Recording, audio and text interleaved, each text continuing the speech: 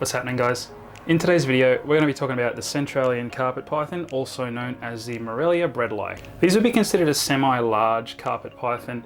Now they can get between 7 and 8 feet long, depending on the sex of the snake. Females generally tends to lean more towards 8 foot, where males tend to stay around 7 or so, on average. Now, as their name suggests, these guys are from Central Australia, or more specifically, Alice Springs. These guys are found within a 200-kilometer radius of Alice Springs. And you can see my boy is a bit grumpy today. He's a bit hissy, so I won't hold him for too long. But these guys are a semi-arboreal python. They're found in anything from dry grasslands to rocky outcrops, caves, hollow logs, and woodlands. Now, in the wild, these guys will be feeding predominantly on mammals. So they're going to be eating rodents. They're going to be eating marsupials, like wallabies, for example.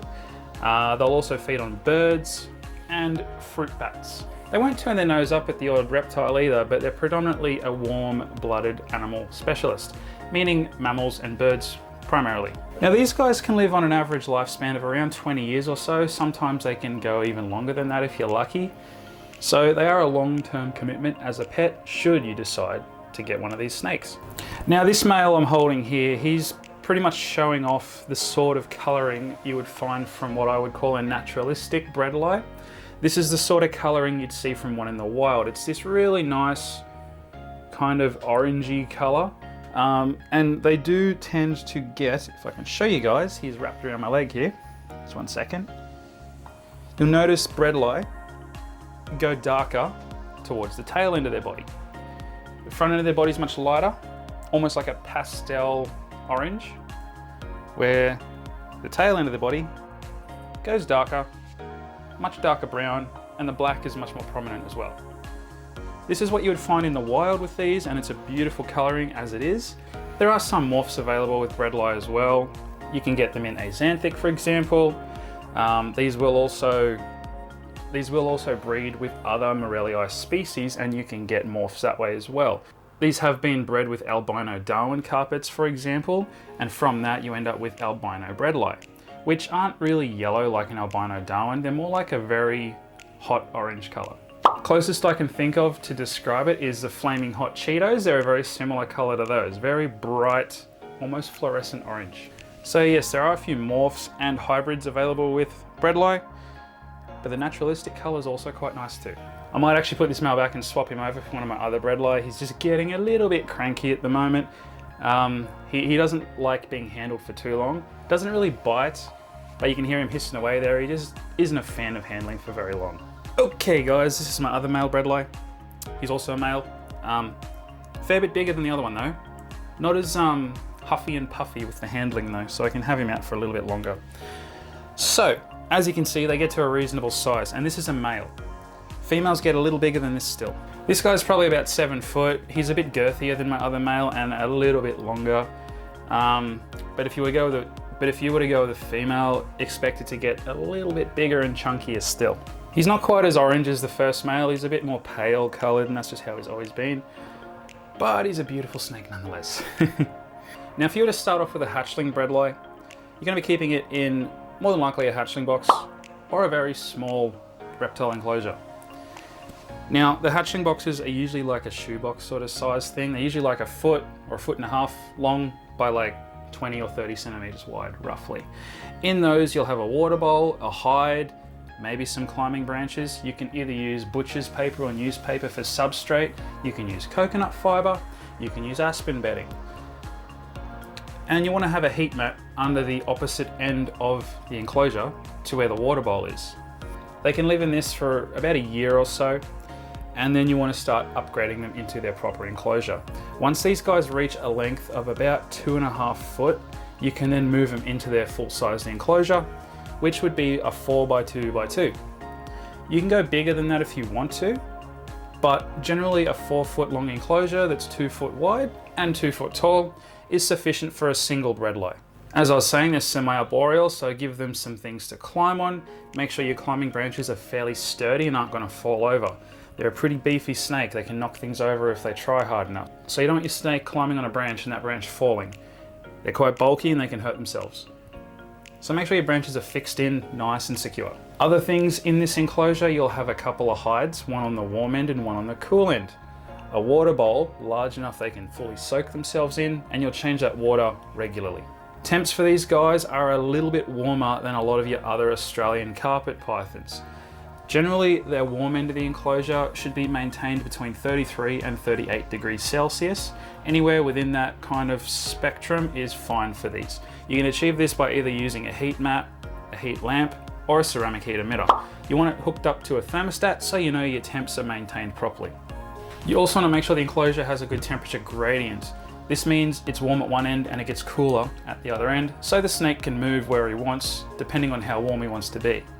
The cooler end of the enclosure, which will be the end where the water bowl is generally, you want that to be around 20 to 25 degrees Celsius, roughly. Substrate for these guys, you can use honestly more or less whatever you like. It can be cocoa fiber, aspen bedding, repti bark. You can just use paper if you want to. Newspaper or butcher's paper if it's easier for you to clean. These guys aren't too fussed over substrate. Regarding their UVB lighting, or I guess just lighting in general, because you want to display the enclosure with some lighting. Now you can use a UVB light for these. It does have some health benefits as well as improving their color, but it's not 100% necessary for these snakes. With a lot of reptiles, UVB is more or less necessary, but with most of your Australian carpet pythons, it's not necessary. It does have some benefits though.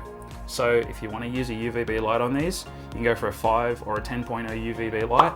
And regardless whether you go a UVB or you just go with an LED light just to light up the enclosure, you want to give them a day and night cycle of about 8 to 10 hours of light a day.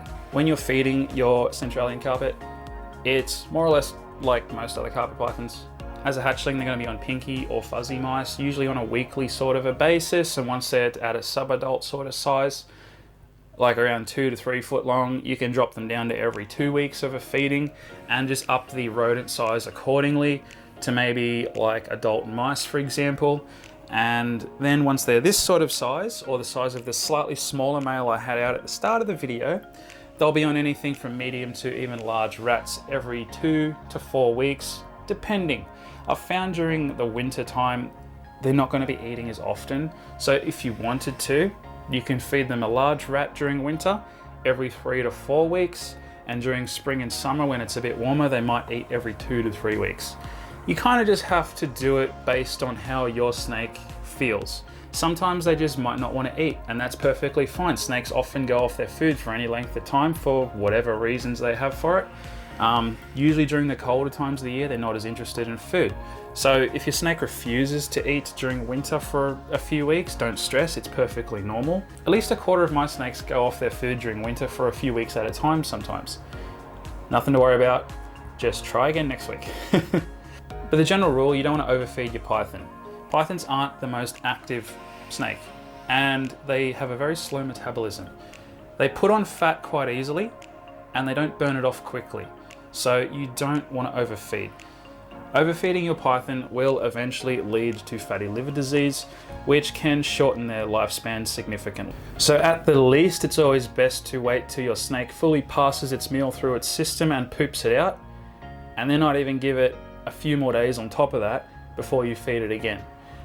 Generally, you want to feed a food item that's no thicker than the thickest part of the snake's body. If you are concerned about your snake putting on too much weight, you can always switch them to a quail diet over a rodent diet. Rodents tend to have a much higher fat content than quail, so feed them quail. You're much less likely to have weight issues. You can kind of tell if your snake's overweight too by the shape of the muscles around their spine.